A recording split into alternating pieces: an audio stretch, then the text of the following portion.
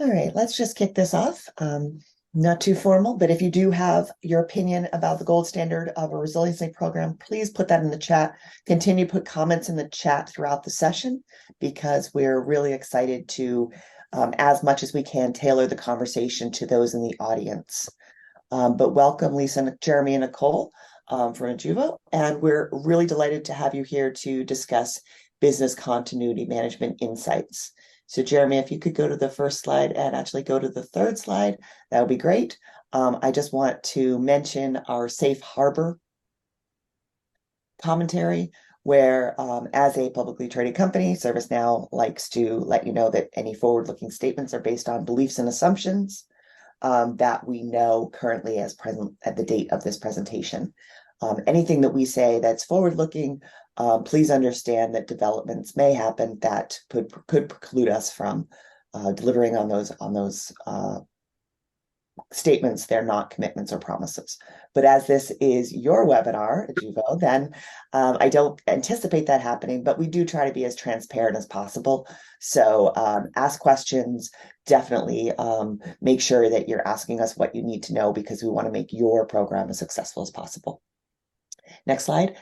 There are several meetups and conversations that are going to happen in the community on an ongoing basis. We'd really love for you to sign up for those. There's a schedule there, and I will, once I'm done talking, put a link in the chat to sign up for all of our Live on ServiceNow webinars. They're interactive series. We try to show you deployments, adoption, value proposition. We really try to make sure those are interactive as possible and that we're bringing in partners and experts from around the industry and around ServiceNow. So definitely sign up for those. A little bit of housekeeping that we need to get to on the next slide is that we will put everyone on mute for this session. Jeremy, yep, great, thanks.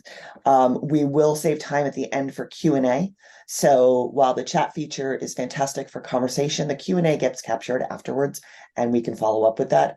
And we want to make sure that we're capturing all of your information as we go. The presentation will be recorded and shared in the ServiceNow community, just where you signed up before. And after the event, you will be prompted for a short survey that we use your feedback to create content moving forward. So please, we'd appreciate it if you could participate in that survey. But without further ado, this is your webinar, Juvo. So I'm going to pass it over to Nicole, I believe, and Lisa and Jeremy are going to introduce themselves. And we're going to get started with the real robust content that you have to share with us about BCM Insights today. Yeah, thank you so much, Roz. Really appreciate that.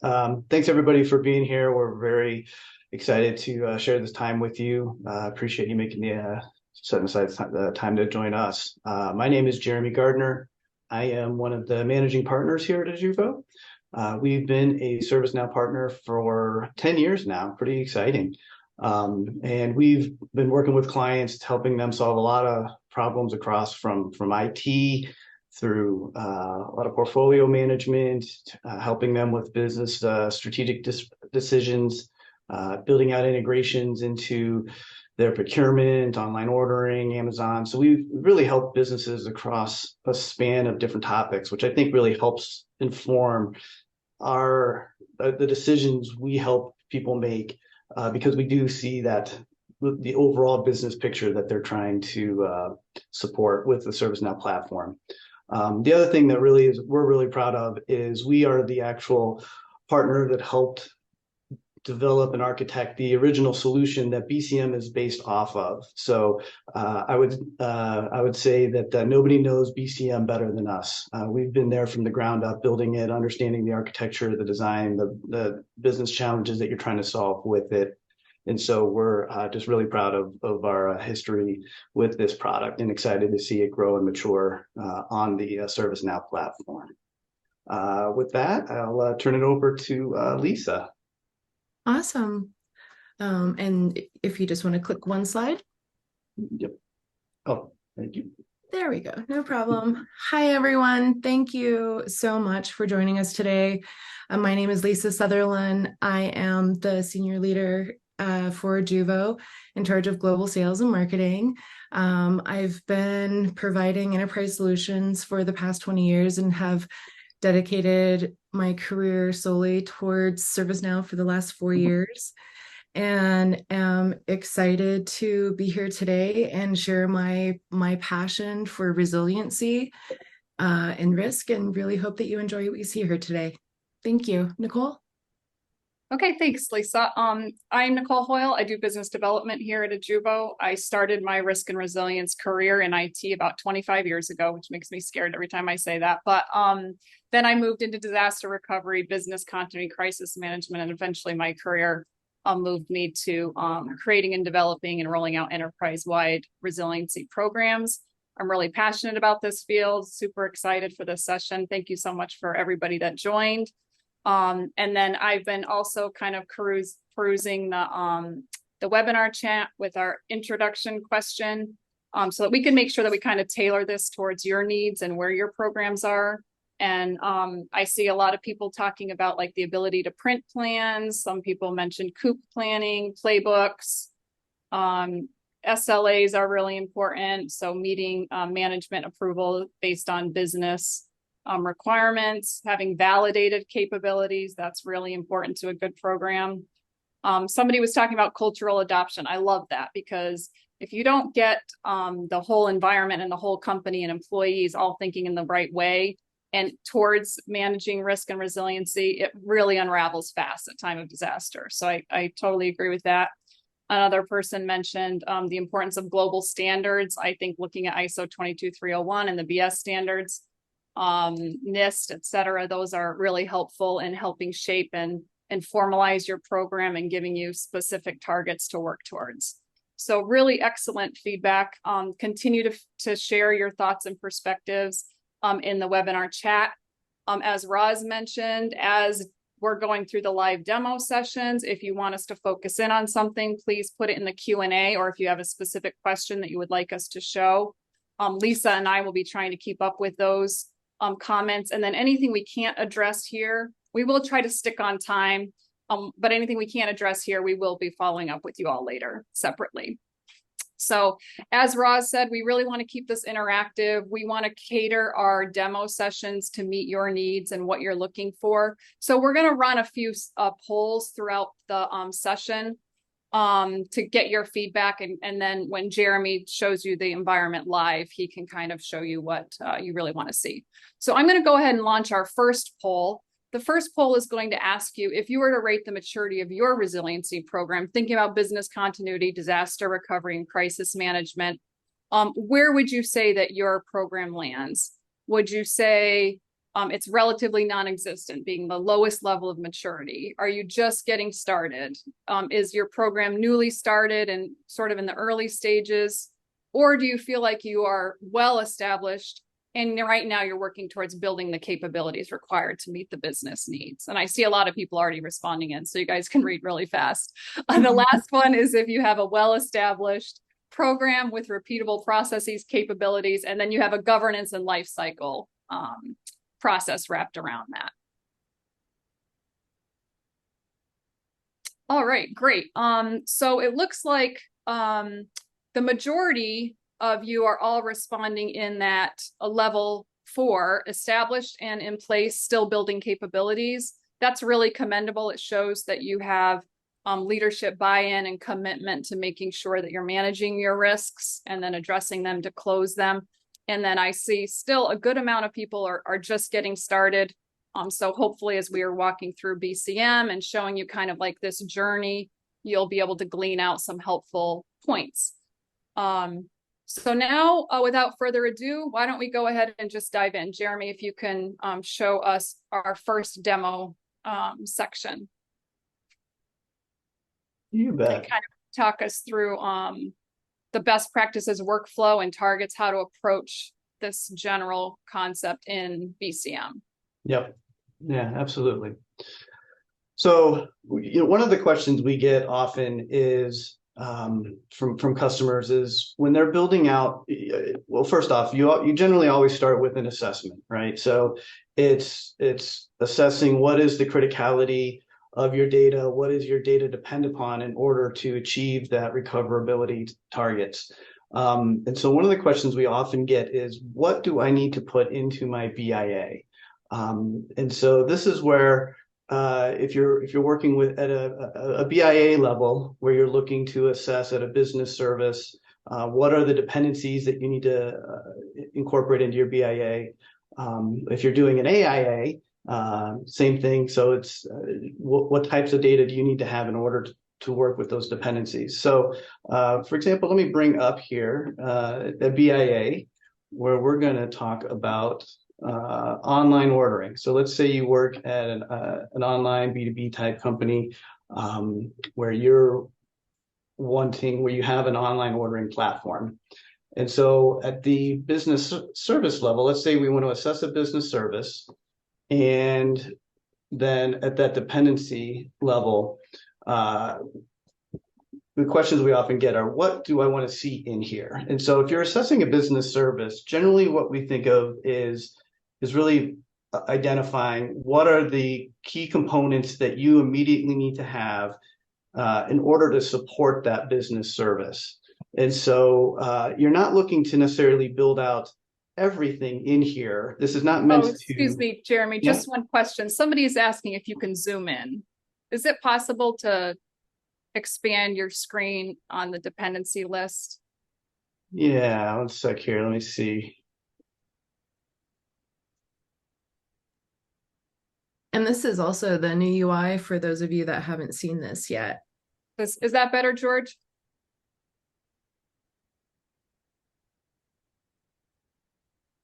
Did it look better for everybody? Did that? I think that, I mean, that helped me from my screen perspective anyways. And he says yes, so good. Thanks. Okay.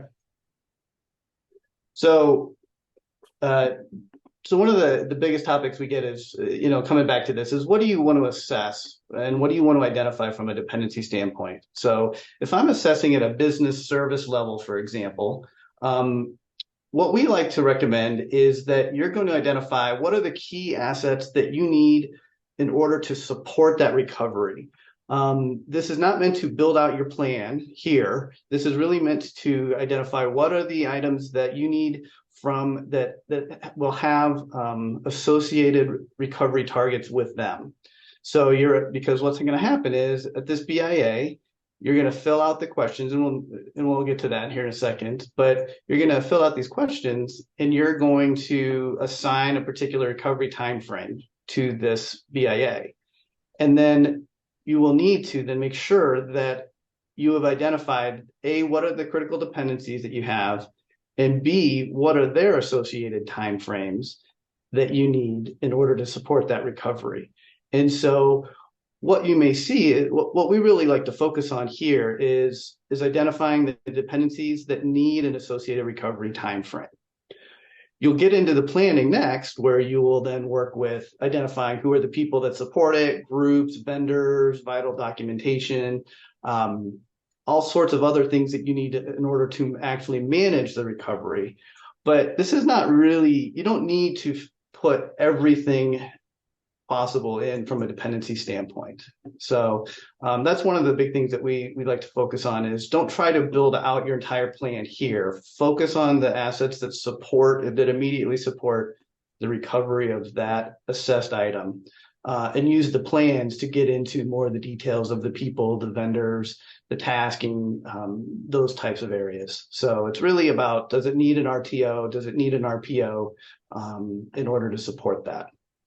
So in the BIA, coming over here, I already built one up for us just in the interest of time, but you can see here on the BIA, we've got, so stepping back to it, it's, the overview of your approval process. Big fans of this, just for the people that aren't working in the BIA a lot, gives them kind of a sense of what the overall process is going to look like. Details on the BIA. So what are we assessing? In this case, the online ordering. Who's this BIA assigned to? Myself and good old Able Tutor. Department, business unit. These are things that obviously working with customers that you all will want to tailor the fields that you show here based on your programs, how you report on program maturity, on assessment maturity. And so that's what drives what you're going to see here. As far as an assessment goes, in this case, this is a BIA, so we have two assessment areas. So we have the RTO assessment area and the dependency assessment area, like I was just talking about. In the RTO assessment, now we're digging into what are the different categories that we want to assess across. And so in this case, we have 4 different categories that we're assessing across.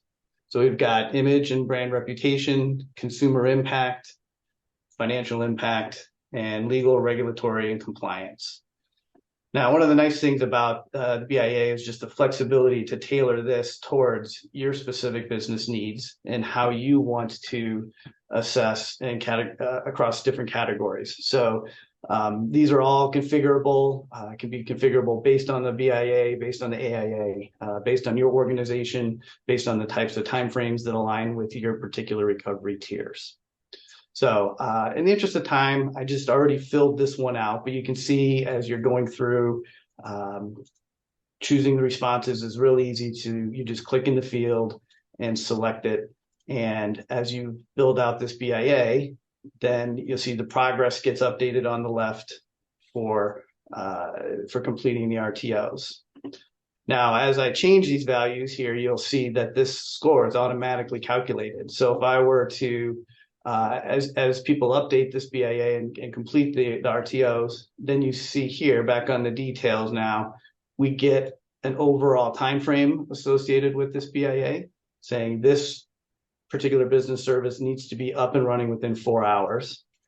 And if I come back to the details, you can see then I also have a tier that got associated with that time frame. And so this is a mission critical recovery tier for the organization.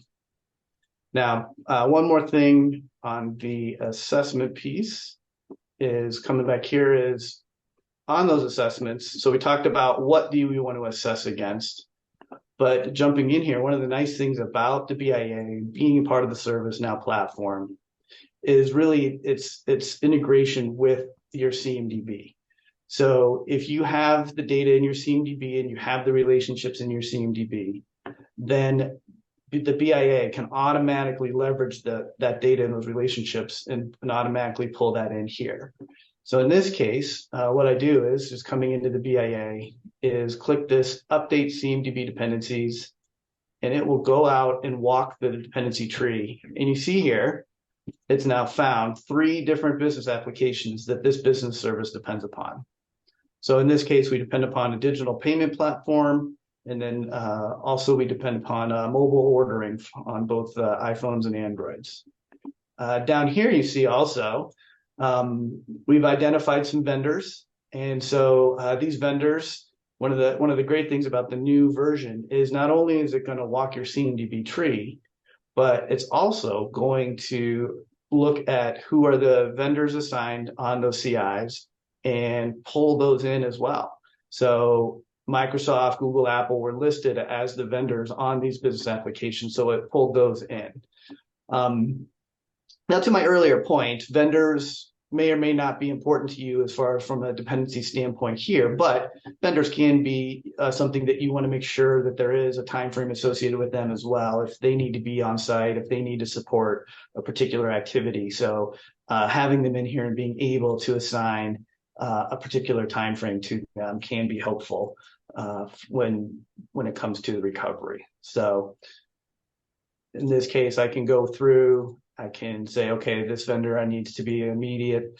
This vendor maybe I know can come later on in the afternoon, so I don't need to give them the same type of time frame. So this really is useful for building out and associating specific time frames relative to supporting what your overall RTO is in this particular BIA. You'll notice also it pulled in the dependencies, it pulled in employees. So again, I would say employees are not necessarily critical, or maybe you put a time frame on them. But either way, it is very nice because this pulls off of the other types of user-related fields off the CIs as well. So pulling in those owned by, managed by people. What's great about this then is, as you'll see, is this then will drive the automation throughout the rest of BCM. So as we get into plans, and we get into exercises, the data that you do have here, you don't have to keep adding it again and again. When you get into the planning side, it will pull in for you as well. So one quick thing then over on an AIA. So looking at the AIA here, so we have a digital payment platform. And we can see same thing. So we have a similar view from an assessment standpoint. On an AIA, we tend to also want to focus on data. And so in addition to this recovery time assessment, we also have a recovery point assessment. And so you can see here as an example of the configuration is I can have different categories. I can have different questions. I can have one question. I can have 10 questions. You're not limited and it's configurable based on your particular programs. So filling this out, you can see we have different questions. They don't all have to be ranges as far as low, medium, high. You can see here we've got a question that's like a yes, no. So you can tailor the responses based on the type of question and the type of information you're looking to gather to make that critical assessment. So, and then same thing on the dependency over here. You can see when I come into this one and I get the data out of the CMDB, it's going to go and walk the relationship tree and find some data centers and find some Windows servers. So that's a quick run through of the BIA and really some guidance on what to put in there from a dependency standpoint. So Great. Thanks, Nicole. Thank you. That was very helpful. And thanks everyone for your participation in the Q&A and the chat. We do have some questions that we'll talk more about later on when we get to the dependency part. In the meantime, another poll is just wondering if the audience here, what your primary focus is. Is it business continuity, like thinking more about the business process and that side? Or is your focus primarily on the IT side, thinking about disaster recovery and assets and hardware? Or if you have an entirely different focus, you can choose 3 for other. And you can add your other commentary into the chat if you would like. Okay, great. Lots of comments coming in. Looks like, Jeremy, the majority of the folks here, well, let's give it another second because they're changing rapidly. 63% of our folks are business continuity focused. So as we step into the next demos, if we could highlight aspects around business continuity. We do have a good group of IT disaster recovery, and many people are spanning across both areas. So they have responded other. So I think maybe if we start with the BC side, and then if we have a little time, maybe you can show the DR side too. All right, sure thing. Thanks. All right. Back to my screen. You see everything okay? Yeah, looks good. Okay. Let me real quick. So one point to finish out on the BIA side here is I want to make sure once I've completed this these BIAs, in order to leverage the benefit of importing the data throughout your plans and exercises, I do want to approve them. So let me come back in here and approve this BIA just real quick so that when we pull this data back over into the plan, it works well for us. So I'm going to submit for this. Oops, I haven't completed my dependency assessment. So let me mark that complete.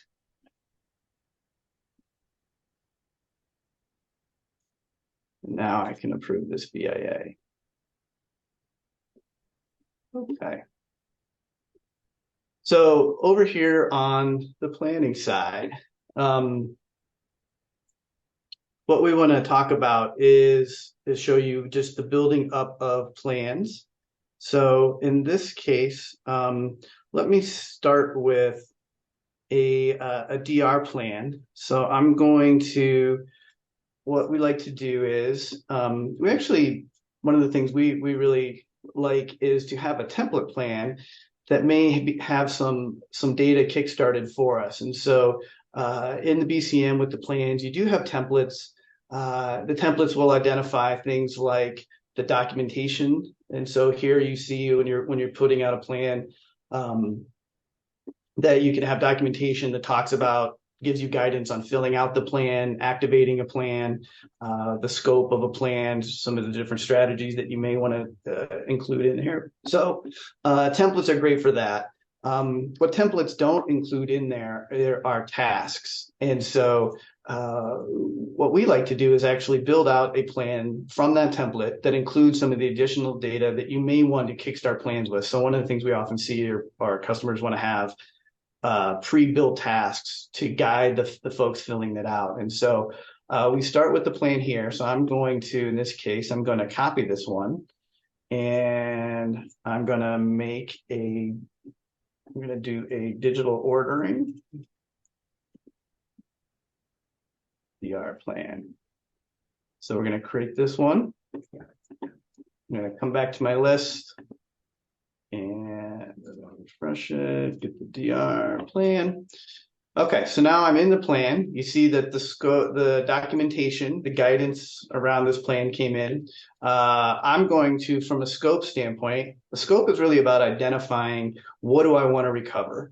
And so in this case, I'm going to come in and I'm going to say this plan is focused on the digital platform, digital ordering platform, digital payment platform. So I'm going to pull that one in, and because I had the assets, excuse me, because I had the assets in my BIA, when I come here, I can see those assets are automatically pulled into this related asset tab. So it's great because it leverages those dependencies. So the dependencies flow from your CMDB into the BIA, and now from the BIA into the DR plan. And you can see over here, I also have tasks that have come in from that original plan that we copied from. If you don't like the fields here, obviously you can come in, and one of the nice things is edit columns. So let's say I want to make sure these tasks are all assigned to the right group. So I can quickly change my list and update this. So I can say, oh, these are assigned to this group. Maybe I don't want that task assigned to that particular group. Whoa, went too far. So I can come into a task and edit it. And I could say, maybe I want to assign this particular task to a different group. So it's really easy as you're, I'm just picking a group here, sorry. But you can see just as you're working through the plan, it's really easy to move the data over as you copy plans over, update it, make changes to your tasks. So DR plan, identifying, we tend to see these focused on identifying what are the assets I need, what are the tasks that need to be assigned out to people. Often in a DR plan, customers might have, your DR teams tend to have more detailed run books. And so sometimes, depending on what the level of detail is, you can bring that in from a task standpoint, or you could also refer out to that run book if that happens to be located somewhere else. So real quick over to a BC plan. So same thing, I'm going to open up my template.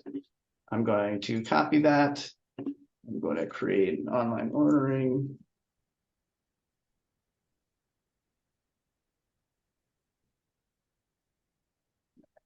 I'm going to come back to this online ordering one.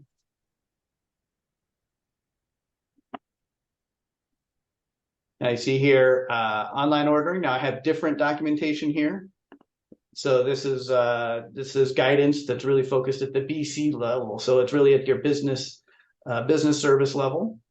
So I'm going to come in and scope and identify a business service. So I'm going to bring that online ordering service in here. And you see that not only do we have the related assets that came from that plan or from that BIA, but if I come over to related plans, you can see I might have some other plans in here as well, depending on what I already had else in the system. So in this case, the now this is only going to pull from approved plans. So I hadn't yet approved my DR plan, so it didn't show up here. One of the things though, from a BC standpoint that I think kind of differs on the beyond just the documentation is really this idea of loss scenarios and recovery strategies. And so one of the things we often see, and this is more, I think, at the BC level, is really on the loss scenarios, you can certainly identify your assets. What are the important key components to supporting recovery here on this related assets? But the loss scenarios allow you to take it one level further, where you can say, I'm going to have, not only do I have loss of, let's say I have loss of location, I can now have different strategies to support that, that different loss scenario. So I may have a strategy, for example, that might be if I have loss of work, loss of location, I might say work from home, right? And so I create that strategy, and now I can have specific tasks that aren't just at the plan level, but are really at that strategy level. And so when it comes time to, in an actual event, I can build out the tasks, and I can say, oh, I only want to activate this task associated with my work from home strategy.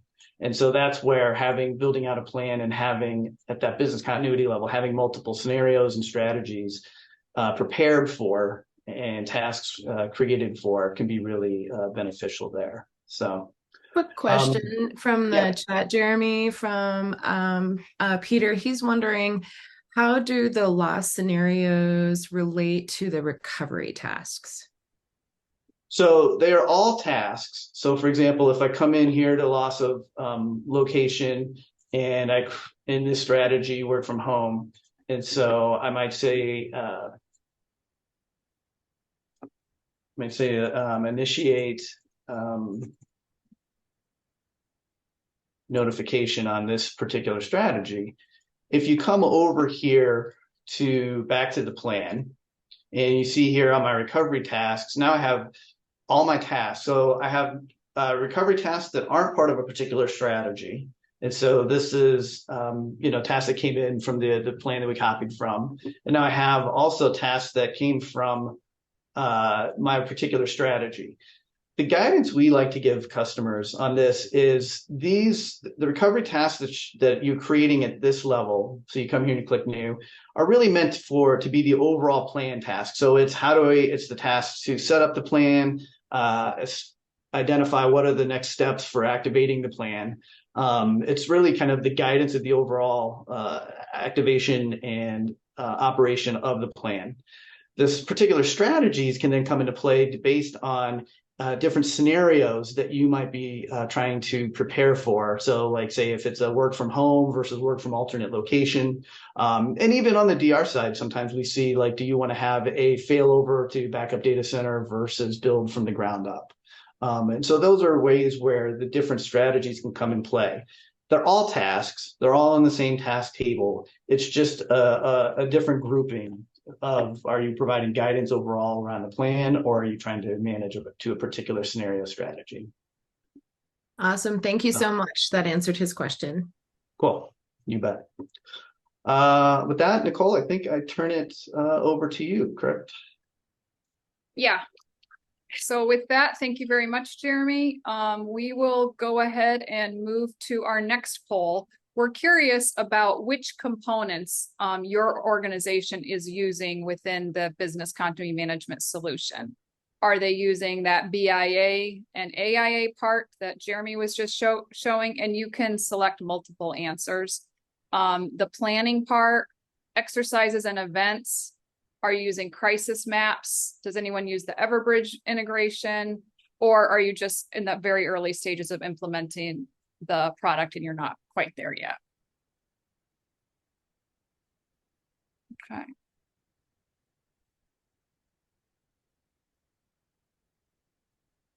All right, we'll just give it another couple seconds here, Jeremy.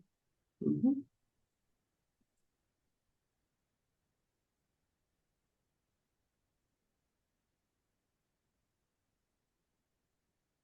Okay. So it looks like a lot of people are using a number of the aspects of BCM, which is really encouraging and nice to see. Historically, it feels like a lot of programs are just focused on writing the plans and maybe they don't quite make it to the exercising part, or maybe they haven't done the assessments up front. They just kind of know what is critical to the company, and so they dive right into plans. But it does look like a lot of the audience here is using BIAs or AIAs, depending on your focus, the planning as well as exercises. And we have at least a few people that are also using the Everbridge integration. So with that in mind, what we were thinking would be a good question for us to understand, and we've been getting a lot of questions around data. So if we go to our next poll, we'd like to get an understanding from you, and then we're going to spend a little bit of time talking about the level of maturity on platform for your environment. So the first one is, let me see, just a second. Let me open this and launch it. Okay, so thinking about data for your company in ServiceNow, what level of maturity would you say that your company is at? You're wondering if you didn't even know you had data, as like a very entry level.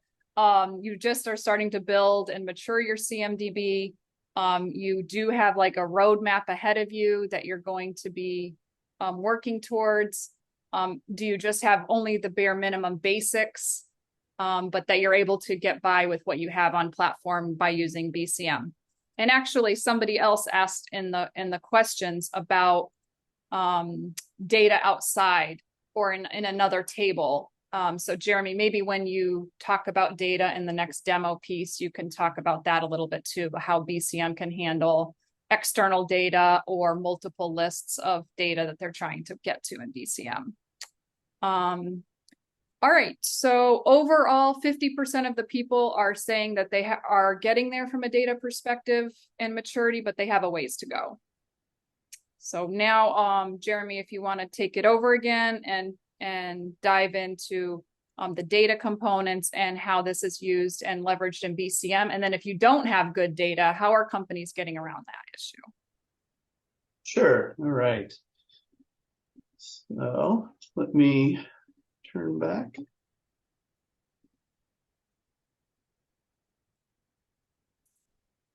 Okay. So one of the things, well, not obvious. So one of the things that's in BCM that's really, kind of a foundational core element is setting up what type of data do you want to bring into BCM. So in BCM, this comes from your element definition table. And so you can see here, this is where you can pick any table you want to pull data from to bring into your BIAs, your plans, and your events. Why this is really great is because sometimes when you're in your environment, you don't have a lot of mature data. You might have a lot of noise in your CMDB, and so the people that you're assigning BIAs to complete, the people that are filling out the plans, they might get a little overwhelmed trying to find and locate the critical assets, CIs that you want to bring in. And so the element definition is a key component to BCM, where not only do you identify what is the data I want to bring in, but I can also define what is some additional filters here. So maybe I only want to bring in data that is operational, right? I don't want to bring in DR. I don't want to bring in non-operational or retired assets. And so that's where the element definition piece can be key. The fact also that the element definition is pointing to any table also does give you some flexibility in terms of the data you want to pull in. I will say, this is one of the things, Nicole's favorite saying that I have is that we find BCM being the tail that wags the dog. And so what happens is often BCM, because it's really the one of the few disciplines in the platform that looks over your entire business. Right? It's not focused on IT specific. It's not focused on HR. It really is something that's there. It's the discipline that's really there to protect the entire business. And so often you all need more data than any one particular group working within ServiceNow. And so BCM really becomes that application that pushes those CMDB maturity conversations, that really says, hey, this is to protect the business. This is really we're the last wall of defense. And so it really heightens some of the gaps on your CMDB journey. And so you can work with data. If you don't have data in the CMDB, you can certainly create, we find BCDR programs where they create their own set of data and tables to bring in the data and manage it themselves. That is kind of the least preferred way, but if you get that data into the platform, at least it's there and it's easy to, as your CMDB journey aligns and matures, it becomes easy to to leverage that data and move it over into the proper location in the CMDB ultimately.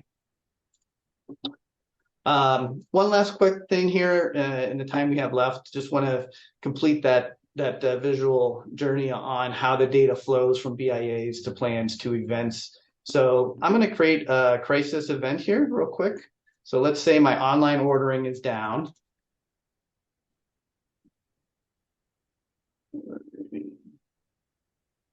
And I'm going to create a quick crisis event. So I'm going to come in. First thing I want to do is I want to say, hey, my online ordering service is down. I need to figure out what plans I want to activate. What are the supporting assets and CIs that are there to help for my recovery?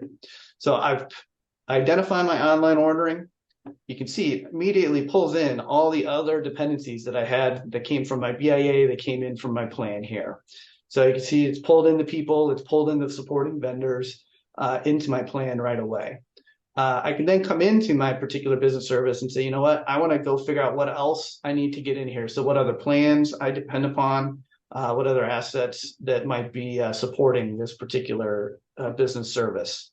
So that's going to run in the background. And you can see as I come in, I might have some more. Let me just refresh this real quick.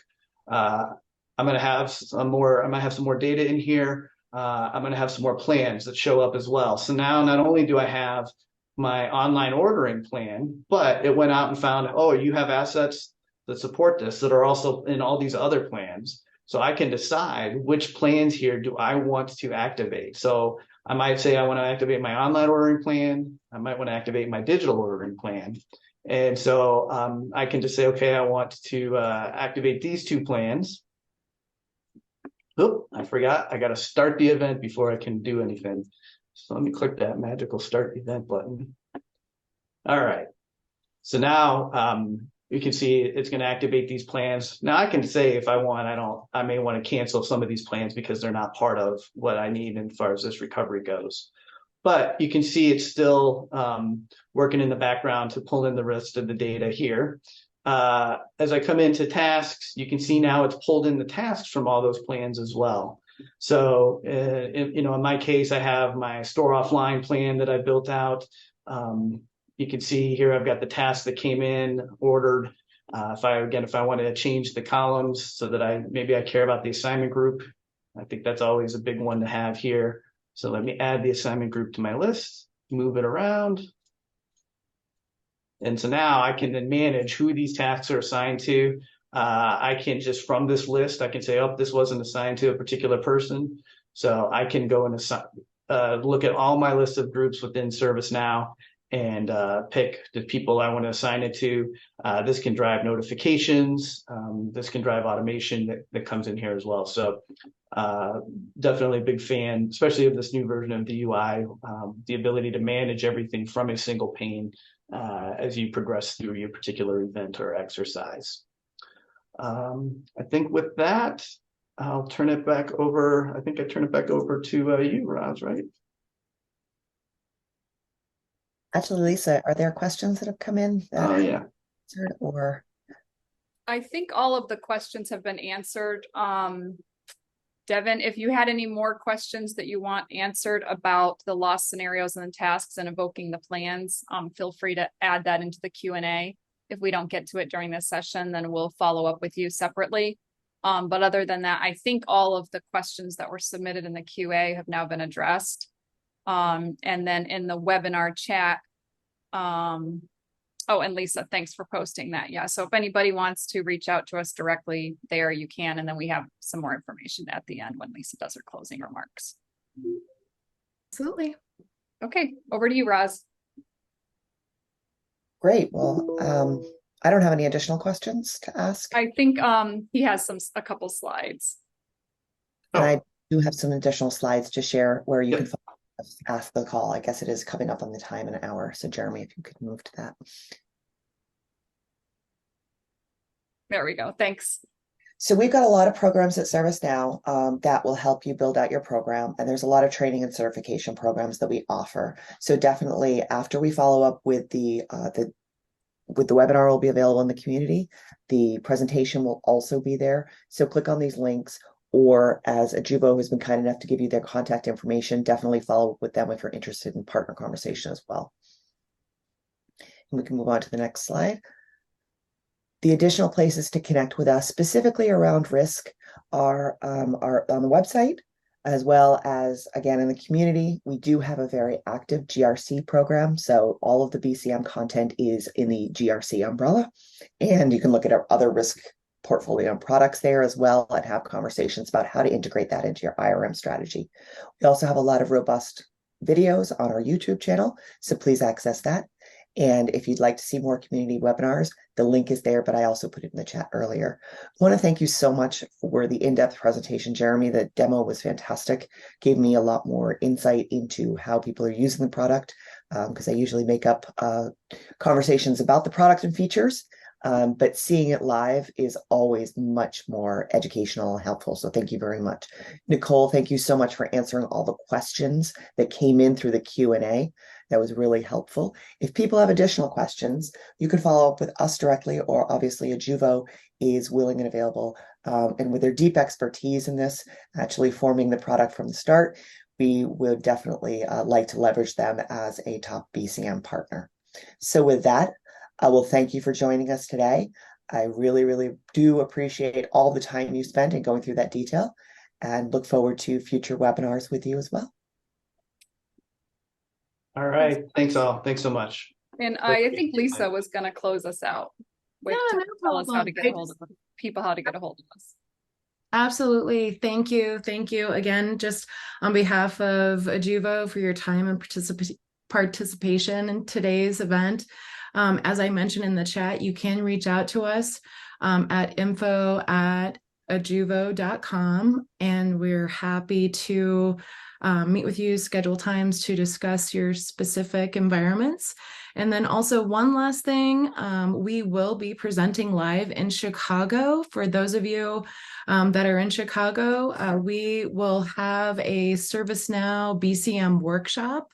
That's on November 2nd in the Willis Towers building from 9:30 to 1. And you can also use the links that Roz provided to get those free workshop events as well. We hope to see you there live, and thank you again. Thank you guys so much. It was fantastic. Thanks all. Wonderful. Thanks, everyone. Have a great Thanks, everyone.